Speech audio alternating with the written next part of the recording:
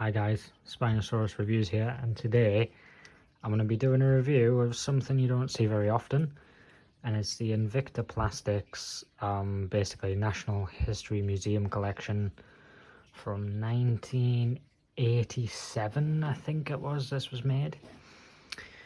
Now, you're probably thinking, well, it's nothing special because you find Invicta dinosaurs all the time, and you do, but not in the original box. So this was the only one I could find. I had a look before this review as well, and there was no more on eBay or Amazon or anywhere like that I could see anywhere, in the UK anyway as well. And in this good a condition, you don't see this very often. You can get the dinosaurs individually, but not exactly very cheap anymore. It's usually like 15-20 quid a dinosaur, or if you get the Lambeosaurus that they done, I think everyone I've seen for that is about £200, which is insane, which is about what I paid for this, to be honest. I think it was a bit less, probably 160.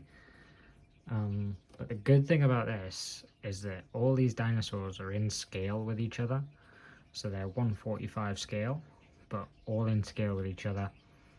And it goes from, you've got 12 models in here, so we've got Plesiosaur, Scelidosaurus, a Megalosaurus, a Stegosaurus, Pteranodon, Brachiosaurus, Diplodocus, Iguanodon, Triceratops, Tyrannosaurus, and then two non-dinosaurs. These existed afterwards with the Glyptodon and the woolly mammoth.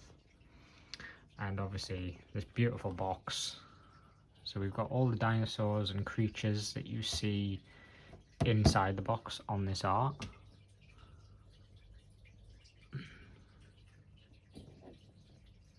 Obviously they wouldn't all have existed at the same time, but they've just put it all on the same box, which is really nice.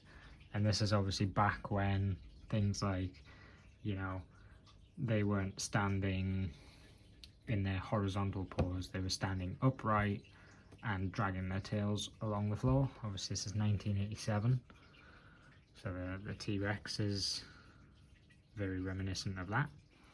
So, and obviously the box as well has the box art with a very old render of the Natural History Museum in London, but that is what it looks like. And the box art is basically just repeated all the way around, exactly the same on all sides. So let's open it up here. And your Invicta dinosaurs, they're just solid plastic, usually all one colour. So we'll start off with the biggest of them, which is the Brachiosaurus, which is in this really interesting dark green colour. You got all the details there. The size, about 12.5 meters tall. Brachiosaurus, 1987. Very little detail to the face. You've got a simple mouth, eye, ear, and nostrils on top of the head there. But yeah, very basic models these guys are. We'll do the Diplodocus next. And I remember this being at all my schools, these dinosaurs being in the sand pits that we used to have, especially the Iguanodon, but it was like they were different colours. So yeah, that'll be the same. It'll have a little sort of size, fact, length 25 meters. They're just very simple molds. Obviously they don't include the thumb claws that all sauropods had, because it was back in the 80s. You know, Diplodocus has more of an upstretched neck rather than actually facing out, and its tail also dragging along the floor instead of kind of up behind it, kind of thing. But yeah, again, very little detail to these models, but I think that's what makes them so so interesting, really, to dinosaur lovers. Like, I can imagine that every older person had this set or had something to do with these dinosaurs at least once in their life. This is the Triceratops. Very high back, high hips on this one, with the tail coming straight down to the floor. Nice frill detail though. Very nice detail to this one's face. This is probably the most detailed animal in here, is the Triceratops, which is surprisingly the only Triceratops I own at the moment. I haven't got the safari one or a collect day one, so I should probably fix that and get one of those picked up. Next we'll do the Stegosaurus, which, you know, isn't too far off what it still kind of looks like, but a few little details with the head and the tail. So you've got the thagomizers there, the row of plates, and this doesn't have a lot of detail in that head either. Very light, this figure, very light, and this is the second Stegosaurus I own. I have the collect day one as well.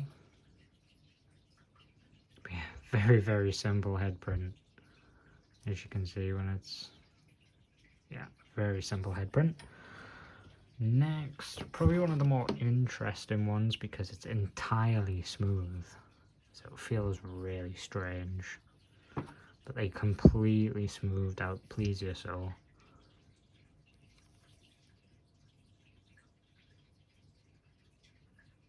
Which is, it is nice, but yeah, it's just really basic. I didn't have much involvement with this as a kid. I think the only thing I knew about was the Momenchisaurus as well, and the Muttaburrasaurus are two other exclusive ones that didn't come in this pack, and then obviously the Lambeosaurus as well. And I've got the Scelidosaurus, which, fairly detailed. I think its appearance has definitely changed since this. Obviously walked on two legs, but could go on to all fours, but yeah, it definitely didn't look like this. This is more like a monitor lizard looking thing. But yeah, quite cool. Put that on top of the Brachiosaurus. Next is the Megalosaurus. So if I put this down here, this is what I mean. So this is before dinosaurs walked like this with their tails in the air. They stood up straight and their tail dragged along the floor. And the same goes for Mr. Tyrant Lizard King here.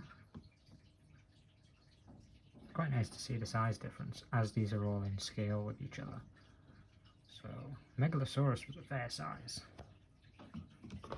And that's done in the green. I will pick up the Tyrannosaurus in a second and have a look. You can't really make out how many fingers he's got. They kind of haven't really put that detail in. They put 4 fingers, I think, which Megalosaurus only had 3. It was only the primitive carnivores that had 4 fingers, like Ceratosaurus, which had head crests. They were the more primitive carnivores, so they had 4 fingers. But yeah, fairly nice detail. You can see the teeth there.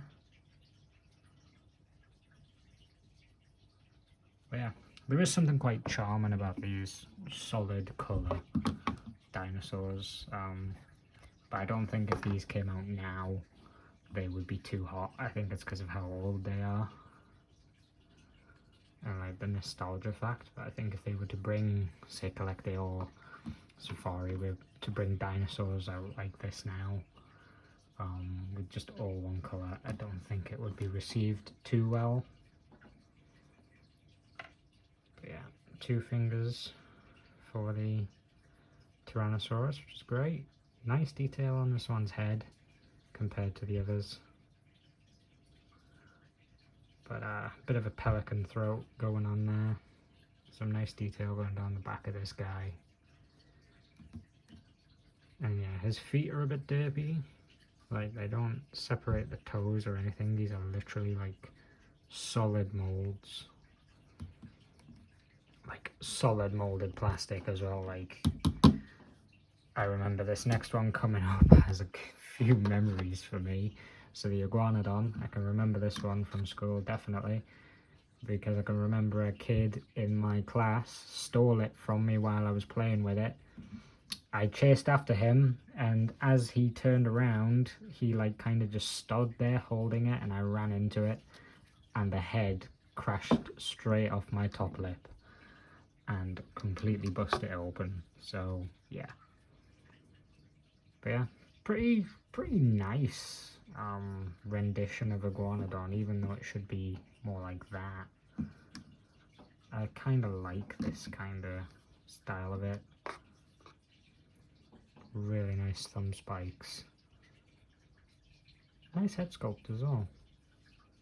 Quite decent.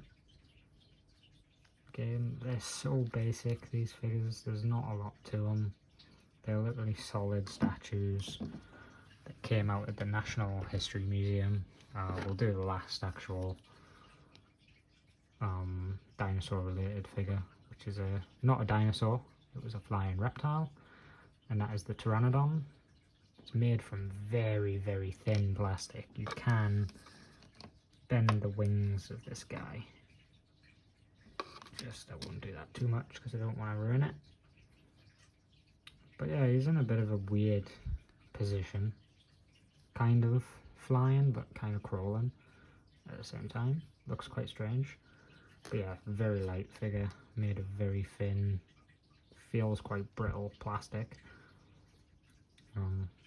Yeah, not a lot much to that. Now the final two, which obviously weren't dinosaurs, didn't have anything to do with dinosaurs, and the only one in this set that uses 2 colours is the woolly mammoth, which I think is really nice. It's a really nice solid mould, but they've basically dual moulded it. So it's got white tusks, which I think really benefits this figure, because I think if they'd just done it all in brown, it would kind of take away with what this is supposed to be. You know, mammoths didn't have brown tusks. Not that all the others were solid colours, but you know, this is the one that makes the most sense to have more than one colour. And this has fairly good detail. Got the mouth underneath there as well. Fairly decent detail for the mammoth. And the last one is the Glyptodon, which looks like a fat armadillo, if you ask me. So I think it's quite an odd choice to put in here. I don't know why they didn't put the other 3 models in, the Lambeosaurus, the Motoborosaurus, and the Mamenchisaurus. I think they're the only 3 of the 3 Invicta dinosaurs that are missing. I could be wrong, correct me if I am. But I don't know why they didn't just add those to this as well, why they just stuck with the 12. But